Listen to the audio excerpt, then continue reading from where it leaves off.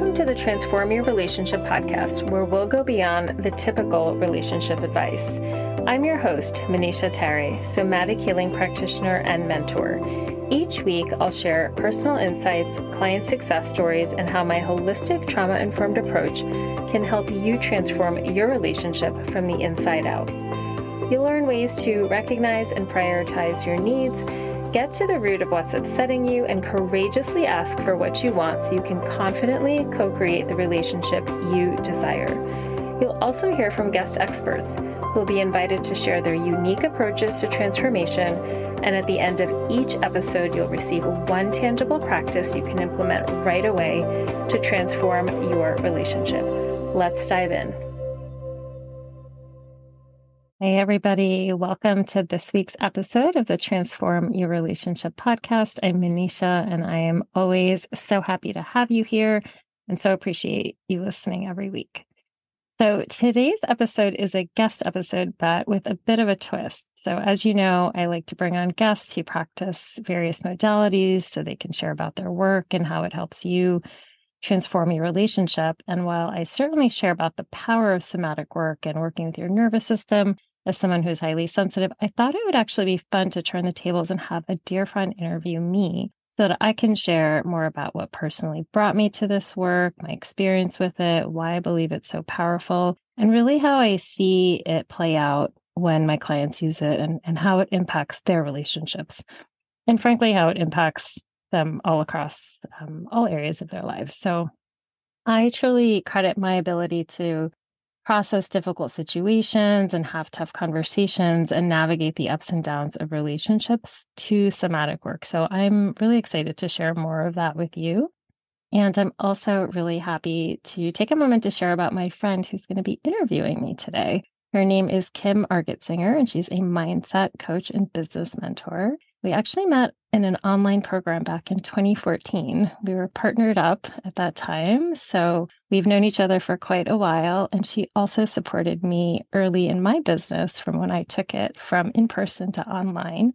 So she is intimately familiar with my work, and she knows me very, very well. And in fact, she's the only person that came to mind when this idea about me being interviewed on my own podcast came up. So I'm super happy to welcome her here today. I'm going to ask her to introduce herself before we dive in. Hi, Kim. Hi, I'm honored. I'm so happy to be here. I can't wait to flip the tables in this way and get to interview you. You know, I love you and appreciate your work in so many ways. And for everyone listening, what's really fascinating is I have known you longer than I've known my husband. Yeah. And I met you before we met, and we've been together for, 8 or 9 years now. So that's a pretty fun thing, just given the scope of relationships. And for everyone listening, I'll keep it really brief. But yes, I'm Kim Argetsinger. I'm a mindset coach and business mentor. Been in business for 7 years, and I help my clients to build, grow, and scale profitable, sustainable businesses on their terms. And really what I'm most excited about today is getting to ask you and learn things about your work, because I know your work so well and your business so well, but I feel like I'm going to get to learn some different nuances, which I'm personally selfishly excited for. So does it feel good if I just jump right in? Yeah, absolutely. So the first question that comes to mind that I think might be nice, and I know snippets of this, but I don't actually know if I know all of this, is if you wouldn't mind sharing a little bit about what inspired you to get into this type of work and just overall about your method, because I do think your method is so different from so many of people I know who are in our space. And I personally would love to know about both. Yeah, so my journey is a little bit winding and definitely, many parts of this, but I have always been interested in body-based modalities or somatic modalities. Yoga is something that was one of the first things I came to. I remember being a teenager, buying a book and teaching myself poses, because there was just something about connecting to my body that felt really, really important. And that was really just such a scratch, on the surface. And as I kind of continued my exploration with yoga, I dove a little bit more into meditation. I had already trained as an occupational therapist, and I was working with kids at the time.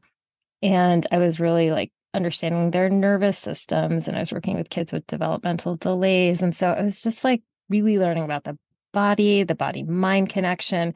I was noticing it with like my little patients, like the kids. And I was also noticing it with myself as I dove into this world of yoga and watching your breath and noticing your emotions. And in the beginning, some things like meditation and yoga, I really use them to just help me get into my body and to feel calmer.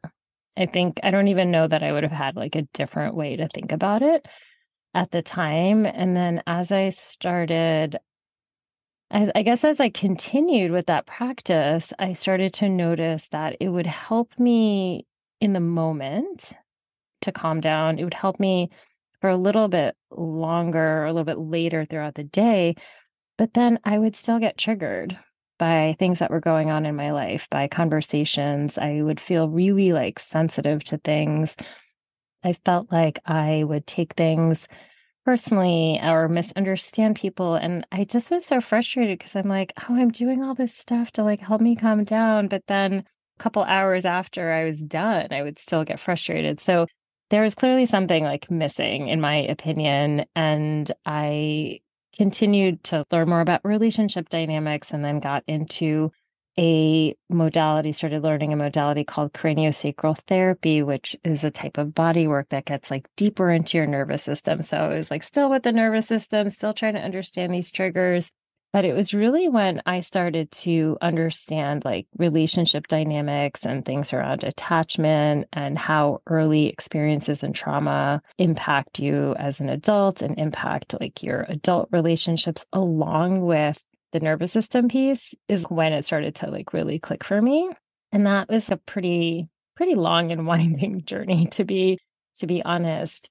But when that clicked for me is really when I realized like, wow, there are so many people who are doing some of these really great practices like yoga, like meditation, like martial arts, like all of these things to help them feel more connected to their body. And I started to see an overlay of my clients and people I was working with who were also like really sensitive or I'd call highly sensitive. So a little more sensitive to their environment or noises or lights or sounds or different things like that, who were also experiencing some of these challenges in relationships. So, this is like a long kind of winding response, but it really was just over time, like seeing this and seeing the patterns and seeing like, oh, okay, this is the kind of person that this work would benefit is what just got me deeper and deeper because I'm a highly sensitive person and I could never understand like, why is this not working for me, even though I understand it? And what the conclusion I've come to is, well, that's great that you understand it, but if you're not processing what's happening through your body, it's going to be really difficult to like move forward and, let things go and see things in the present and interact with people kind of like without all that extra baggage. I think your work's so important and it makes me think as you're sharing this. I know we've had conversations in different ways about this, but I do mindset work. I mean, I'm a mindset coach. Obviously, I think that thoughts are important, but even that sort of work, I know over my journey, just conversations we've had in different ways where it's really hard to do that work if your nervous system isn't first being taken care of. It just like kind of slides right off or you get stuck in your head. And when you were saying that, it just makes me think how easy it is to almost like cognitively understand what's going on. But that doesn't mean anything if your system isn't being able to respond to that. So I find it so fascinating, but also so important, something we don't always talk a lot about. I have so many questions that I'm sure everyone listening wants to know as well about this work. But one of the questions that comes up, just because I know you, is I'm curious how you've used some of these modalities yourself in your own journey, because I think that's really helpful. And then I'm bookmarking another question I have for you. Okay. Yeah, no, that's a great question. The way I use it, and that has certainly changed over time, but like the way I currently use it is when I notice that I'm feeling like overloaded or overwhelmed, I know some of those signs for me in my body. I know how sometimes my thinking can get narrow or that my body feels really tense or everything around me just feels like frustrating. So those are my signals. They may be different signals for different people. So then I know I'm like, okay, I need to do something. I either need to move my body or I maybe need to do a meditation or do something just to like connect. So that's not even the full somatic practice. Like for me, the first step is let me just connect in with my body and like check in with what's going on. So that might be like a body scan. That might be a couple of stretches. It might be a little bit of a dance movement. Cause then I am like, okay, now I'm like more in my body and I'm not just like thinking these random thoughts or getting frustrated or feeling overwhelmed. And for me, the movement really helps me to release like that surface level tension that I'm noticing in my system. So that's how I use it initially. And then when I'm in a little bit more of like a slightly more settled state, I will usually like sit and think about the situation or the frustrating conversation or whatever it is that's like upsetting me. And I will tune really into my body from like the sensation perspective. And what I mean by that is I think that so often we can tell the story or the frustration to somebody and it's a story, right? And we're putting our side to it or putting the other person's side to it. But when we drop into the sensations of it, all I'm noticing is, wow, there's a pit in my stomach and it feels heavy. Or I'm noticing like a tightness around my chest or tightening in my throat. Or, wow, I'm like noticing that I'm feeling angry on the surface, but there are like tears behind my eyes. And so when I can slow everything down in that way and start to really pay attention to all these sensations that are showing up for me, I'm basically processing the emotional overload or the trigger.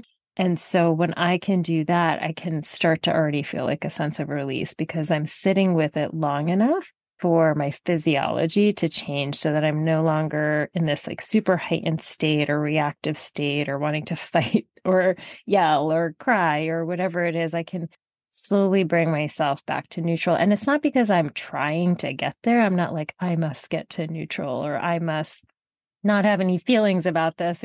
It's more like with me giving my body a chance to have all these reactions, I get to just sit with it. And sometimes it takes 5 minutes, sometimes it takes 15, right? There's no time limit on it, but me just giving myself the space to like have the full on like inner tantrum, like, or whatever it is, actually allows it to subside.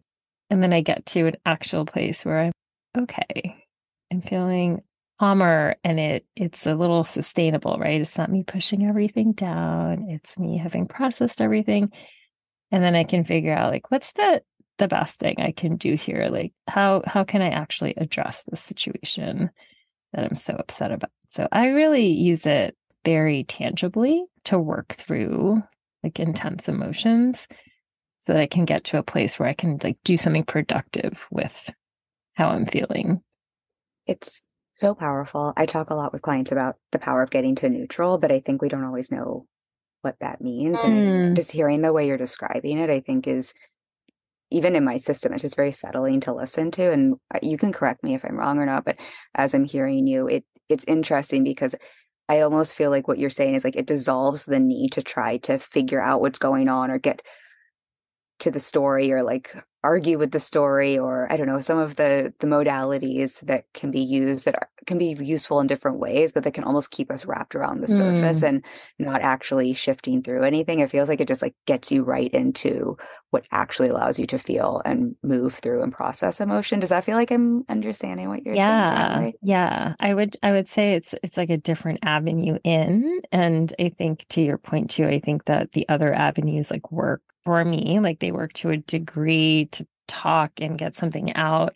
And they get me to the place where then I feel a little more settled so I can drop into my body. I think for some other people, depending on how they're wired, that could be what they need, and that's totally fine. But I really do find that for really, I mean, everyone I've worked with, but even people that I chat with, like friends or, who are going through something and explain it or talk about it, if you find yourself constantly like telling the same story, and I've definitely done this, so I know like when I'm telling the story to like whoever will listen, I'm like, I have to stop telling the story because nothing is happening. Like I'm literally telling like whoever will listen, and can you believe this happened? And okay, clearly I'm not letting it go. I'm not moving on. Nothing different's happening. So yeah, I think it's a different avenue, bypasses all of that. And it's not about me or them. There's no like judgment or blame. Like it's literally like what's happening in my body right now and how can I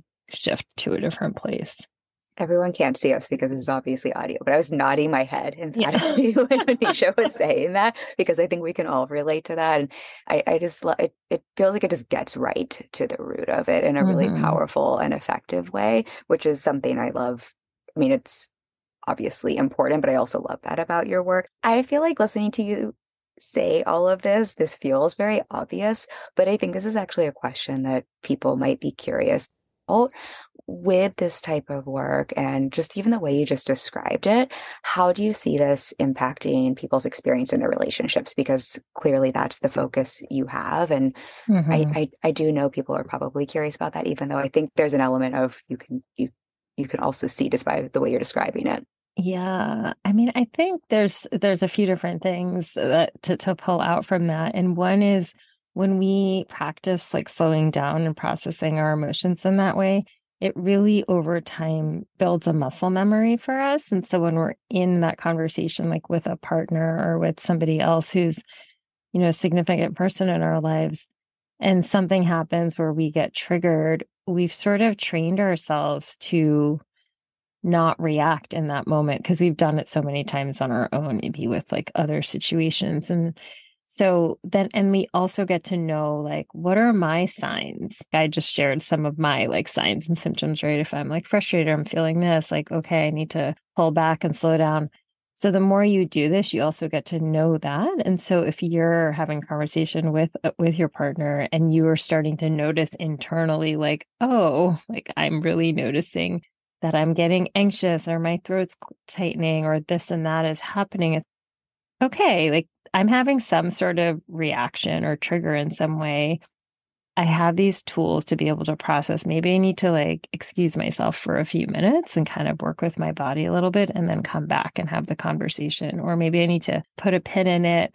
Or maybe I need to tell the person, like, hey, I'm noticing all of this, like these feelings. I'm getting really upset. I don't want to say something that, I'm going to have to take back later. Like, so you can communicate that with somebody, or you can choose not to and just excuse yourself, obviously depending on the relationship it is and the nature of it and all of these things. But I think the biggest thing is that it really changes the way you communicate with all people because you are bringing your cleanest energy, for lack of a better term, like to the conversation. And I think so many times where there are misunderstandings or like resentments build up or communication dysfunction happens is when we say something without really thinking about it. And then, and of course, relationships have to have that ability to have a rupture and have a repair. And that's part of growing and strengthening a relationship too, right? To be able to come back to something if something didn't go right.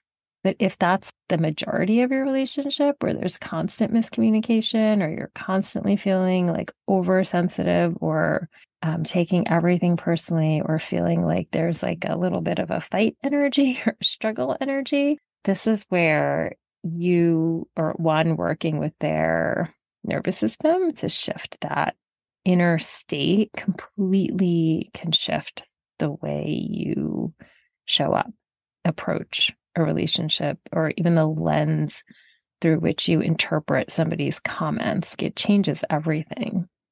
I love this because it's such a different way than I think so many people approach relationships and approach supporting people in relationships. And I hear it so much coming back to working with yourself. And then through that, like you're saying, you can communicate in a different way. And what Mm-hmm. came up, you can tell me if this feels true or not, but what came up for me when you were saying that, I was like, right, when I change the way I feel, when I change the way I relate to my body, when I change my perspective, that of course is going to change my perspective. Like that Mm-hmm. is where all the change can stem from. And it seems like it's such a lasting way to actually shift patterns as opposed to trying to solve them on the surface level in a Mm-hmm. relationship. Hopefully I'm understanding correctly. Yeah. Um, do you have, because I think, because I do think the work is so powerful and something that people don't always necessarily understand in terms of Mm-hmm. like how it works or how the modalities work. Do you have Mm-hmm. any examples? And I know we have to protect confidentiality of clients, so it could be maybe a personal example or a Mm-hmm. client example that Mm-hmm. is still protecting their confidentiality, just Yeah. in terms of maybe how they've used a practice or a tool or this work to make Mm-hmm. one of those core shifts in their relationships. Yeah, in fact, when you asked that, somebody specific came to mind, and she has shared also some publicly. So after our sessions together, in between, she will like use the way we've processed emotions together. She'd like do that work on her own and get to some of these core pieces. And she's really over time, which has been so beautiful to see, like gone from sort of accepting people in relationship who maybe didn't treat her the greatest or just were very like unclear in their communication. And she was accepting just things that she didn't want or she wasn't like 100% okay with, I should say, to really being a person who was okay with like letting that relationship go because it wasn't really meeting her needs and like not accepting less than what she just truly desired. And now she's like in this long-term partnership and has like moved in with her partner and is like so happy. And the last time we spoke, she used these words. We were actually kind of working through something else in another part of her life because her relationship felt really good. And she said, well, I want to feel like in this other part of my life, the way I now feel in my relationship. I just feel like calm and it's all fine and I can work things out. And that was like such a beautiful reflection because she had done the work. Like she was really dedicated to recognizing like her own patterns, like what she was bringing to the table, like how some of her early experiences impacted some of her insecurities, or even just the way she was realizing. And sometimes it's not hard to realize or accept that, like, wow, I'm really accepting like less than what I deserve just to keep this connection. And I think many people, like including myself, can absolutely relate to that. But when she was able to work through that, she was really able to like invite in the kind of person that felt like a real partner. So beautiful to see, and also just such a testament to the work to be able to see it show up in I mean, that's such a core part of Mm-hmm. how we relate and communicate to others. And I can raise my hand to having been in that experience as well, but then to also see how you can translate it to areas outside of your Mm-hmm. relationship, I think is just so powerful. One question that's coming up as you're saying that, I don't know if there's a easy way to answer this on the podcast for everyone, but just because you mentioned some of her patterns and some of the earlier things that were coming up for her, when you're working with someone, because it is so much of the somatic mind-body connection, Mm-hmm. are you taking people back? Does their Mm-hmm. childhood memories, does that matter? Are you more staying in the body? I think it might be helpful for people listening just to have an understanding maybe even of how the like modalities or process works, if Mm-hmm. that feels like something you can answer on the Yeah. podcast. Yeah, I'll try to make it succinct, but no, I think it's such an important and good question. And I guess just to clarify for people, like this work is all done online because that's not always obvious. So I'm glad you asked that question because Good. Yeah. yeah, Good point. it's all done online. And so that can be confusing too, right? It's like, but I thought it was body work. Like, how are you doing this online? That it doesn't like compute. And it wouldn't for me either if I was just listening. And so yeah, absolutely. The way that there's a few different avenues with in terms of what this looks like, but just the way you and I are, and people I know are listening to us, but we're on Zoom so we can see each other. And so the same way I'm with my clients, like someone might share a current experience that they're going through in a relationship and like share their frustration or share like their hurt or their anger or their upsetness. And so what we will do is I'll hear the story of now. And over time, like people, of course, like share pieces of their childhood or growing up. Like that's not the thing that we're mainly talking about, but in the context of our relationship, those types of things are revealed certainly. That in the context of the session, when somebody shares that, I'll say, okay, we'll get the story of what's happening right now. And then I'll ask them, okay, are you willing, are you okay to kind of drop into your body? If you feel comfortable, close your eyes and I will guide you, but we'll re-feel like some of this experience that you just shared with me. And we're going to slow it down so that you can really notice what's happening so that you're not just like in this fast mode of reacting to something. And so, I'll guide them into like a little bit of a body scan, drop into their bodies, deepen their breath so they're a little more relaxed. I'll invite them then just, remember that situation that you just shared with me and really try to focus on your body while you're remembering it. So don't think about the words and the back and forth. Just as best as you can, just notice what's happening in your body. And, when you're aware of something, just kind of let me know. And then from there, I usually will maybe give them some prompts and help them stay in their body and notice what's arising. And they might reference, like I said before, the tightness or the pain or this or that. And what also will happen sometimes is like when they're in that very relaxed state and tuning into their body, sometimes a memory will pop up of something they experienced, or they'll just have a flash of something of, oh, yeah, I remember my teacher said this, or my parent said this, or this thing happened. And it's because we're holding all of that like in the subconscious. And so when we can get into a state where we feel relaxed, and I will also say like people feel safe, right? Like they feel safe and held in this container. They know that like I'm like right there with them. So their bodies also feel safe to go into this place because our bodies won't go to certain places or allow us to remember certain things unless they feel like safe to do so. So that's kind of how some of that other stuff comes up.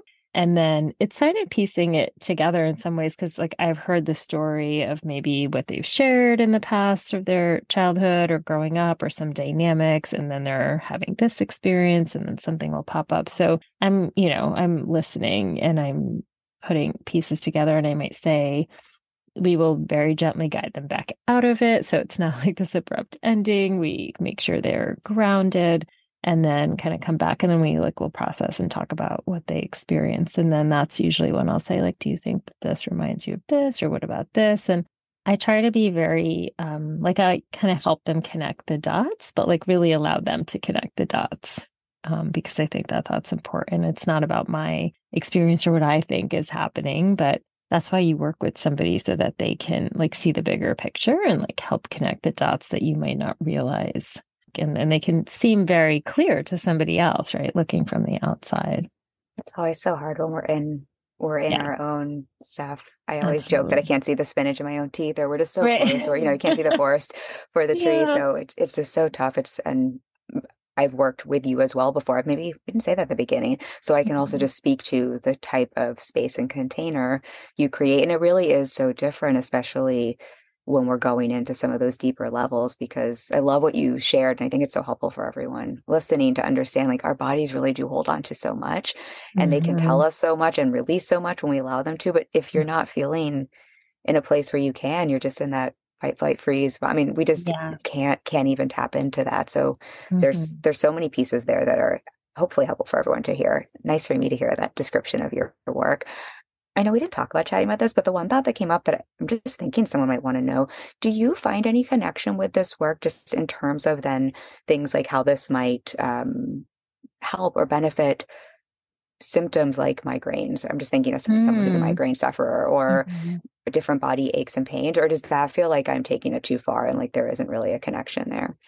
And now I think there's like 100% connection to a lot of different like symptoms like that, like IBS, back pain, like neck pain, migraines, headaches, so many things. And in fact, earlier in my work, when I was working in person doing the craniosacral therapy work, people would actually more come for that reason, like the physical stuff. And then what would happen over time is that, yes, we would work or gear the work towards some of the physical symptoms. But what was really underneath was a lot of unprocessed emotions. And so I think they're all connected. I would never say that it is only emotional. Like I 100% believe you've got something physical going on, like make sure you see the right doctors, the right specialists, please make sure you take care of yourself. And I know that's not what you're asking, but I always like to make sure No, good to give the disclaimers. people like are, taking care of themselves in the right way. But I think there's such a massive overlap between symptoms like that and like what we're holding on to emotionally. So I remember this one time, this is a while ago, there was a client who just had this recurring like upper back pain. And I had worked with her actually for many years in person, but then we started to do some online work when I shifted my work. And that pain in her upper back was just like recurring. But it's funny, after one session where we came to a conclusion around some challenges she was having with some work colleagues, she said to me, my back pain is gone. And I'm like, that's amazing. So, it's all connected. That's what I can say.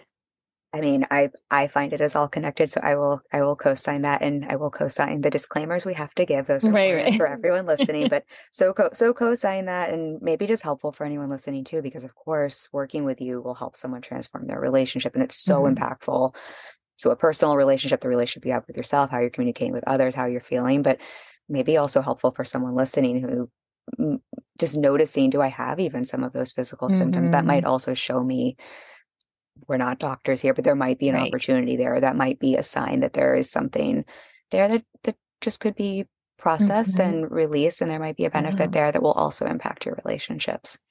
Yeah, no, for sure. And I always ask people or say, if you're doing all of the physical modalities or supports and maybe other like nutritional things and, a lot of things to address, like say something like IBS or something like that, it's so multi-layered, but like it's working like marginally. And I always just say like, hey, there's probably another layer there, that wants to be investigated. And our bodies are so smart and they will kind of hold on to things and like experience these symptoms. But once we can tap into them and like be with them and sit with them, it's really remarkable. Like, I just think it's amazing. Like, I have had those experiences where I've really sat with like a particular pain or something in my body and it will subside to some degree, when I give it the attention. And of course, I might need to do a few other things too, and that's fine. But I think it's a great question. And there's, definitely a connection there. I don't want to take us on a rabbit hole, but I could, because I'm a migraine sufferer and I know how much sometimes it is the weather, it's the surface level things, but I know how much sometimes it really is my body telling me, hey, there's something you got to process. Hey, you're shoving down some stress and this is how it's going to show up as a reminder to take care of you. So I won't take us down the rabbit hole anymore, but I think there's so much there and so much your work addresses. I think the reason I want to ask you this and the reason I want everyone to hear this is your work does so much and it helps people on so many levels. And I think it's just great for people to know that. I'm going to put you on the spot and ask you one question before I ask you the last question, because I just know how powerful your work is and just all the layers of what it can help someone with. Can I like totally put you on the spot and have you brag a little bit and just show off a little bit about just some of the background or just something that you feel like, gosh, I would never usually share this with everyone, but here's what I wish everyone knew, because I am really powerful and my work is really powerful and I bring so much to the table, because I know you do. Of course. Don't hate me for this one. This question.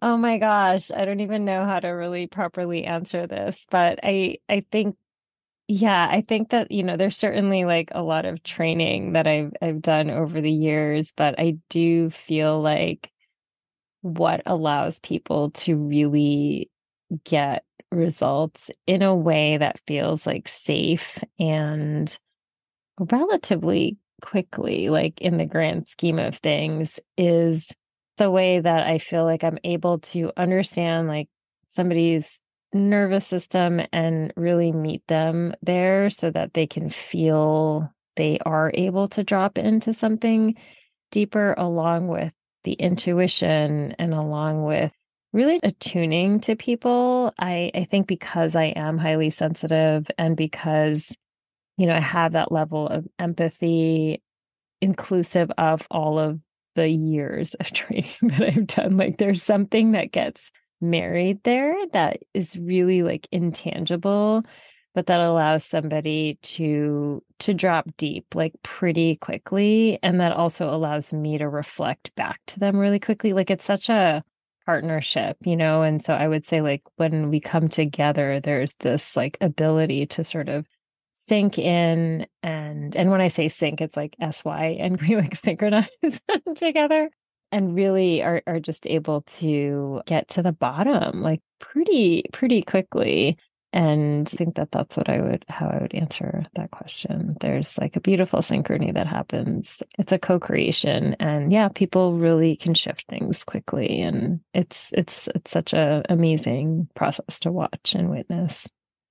It's all so true. So I will co-sign that. I have worked with you. I know people have worked with you, and it is really remarkable how not that the emphasis is on quick results, Yeah, but things, exactly. but it really is something that I have seen can work really quickly. And just for everyone listening, I think, because I want to really co-sign this, you bring so much experience to the table, but what you also bring to the table and what you're describing here is something that you can't learn in a book or in a training. It's so who you are and your gift and your energy. You're like who you are as a human. And it's such a gift and genius that, of course, your experience and training amplifies that, but someone else could have the same training and not have the same space or container held for someone simply because of who you are. And I just want to, everyone listening, as someone who's known you for a long time, and it's probably embarrassing you right now, it's so true. All right, I'll stop putting you on the spot. I'm going to ask you one last question.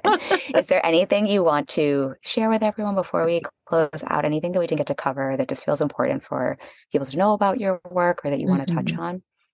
Yeah, I think I would just say to people, there's so much power in slowing down and paying attention to the sensations in your body. Like it is remarkable what can happen when we give ourselves permission and that space. And I think really what I want to convey too is that I understand that it can feel scary, and I don't want to minimize that, because I think it can feel overwhelming or intimidating or a little scary to kind of to slow down and feel, because we're not really a culture that teaches how to feel. And so while it's important to be able to slow down, kind of feel some of those hard things, I also think it's so possible to heal and transform without having to rehash every single thing that you've been through. And so this is really such a beautiful modality that allows you to touch into those spaces, to find some release without having to talk through like the challenges that we've been through to a degree and a depth where it just feels like it's gonna be upsetting. And so there are absolutely ways to change these early patterns. There are absolutely ways to be in relationships that feel good and thrive in them. So that's where I'll end. I love that. As I think that's the perfect place to end and the perfect thing for everyone listening to hear. I think it's very, I don't know, my body relaxes when I hear that. And just knowing not only is there a modality, but there's a way to get that support that doesn't have to mean it has to be such a treacherous digging up and reliving of certain experiences. I love you. Thank you for letting me get to interview you and sharing more of this. And it's such a gift for me to get to hear this. So thank you for having me on your podcast and being willing to let me ask you so many questions. Oh my gosh. Thank you so much for being here. I so appreciate and love you. And thank you for, just going there and asking the questions. And for the listeners, I hope that this was helpful. I hope that it opened up a little doorway to be more curious about what's going on in your body and that body-mind connection. And I really would encourage you, if this is of interest to you, if you're really just ready to do something different, please be in touch. I would love to chat with you and just see where we can take this healing journey together. So thanks everyone for listening, and I will catch you the next time. Thank you so much for joining me for this week's episode of the Transform Your Relationship podcast. If you enjoy the show, please subscribe, rate, and leave a review on iTunes, Spotify, or wherever you listen to podcasts to help more people find us so they can transform their relationships too. As a thank you, every month, we'll pick one winner to receive a free 45-minute one-on-one somatic coaching session with me to explore and gain clarity around a relationship challenge. And if you know somebody who could benefit from listening to the show, then please do share and help me reach more highly sensitive women who want to experience richer, more connected relationships.